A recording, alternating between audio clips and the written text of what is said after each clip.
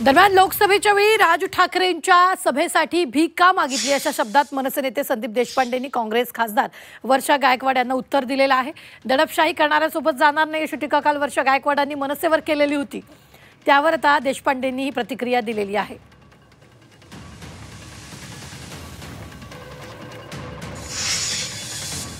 मुंबई ही अशी शहर आहे की ज्याच्यामध्ये देशामधले सगळ्या राज्यामधले लोक या ठिकाणी असतात आणि मुंबईच्या विकासामध्ये प्रत्येकाचा हातभार आहे। त्यामुळे दडपशाही करणारं किंवा कायदा हाती घेणाऱ्या लोकांवर आम्ही जाऊ शकत नाही, जी आमची भूमिका आहे।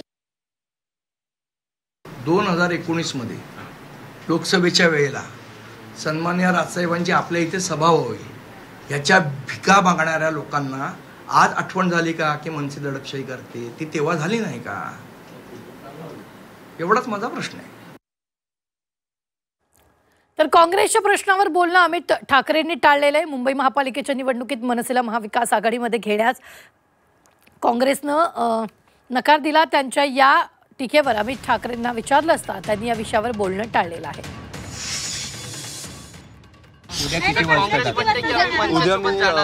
उद्या मी 1 ची वेळ ठरवली आहे, त्याच्यामुळे 1 ला मी नवी मुंबईला पोहोचू।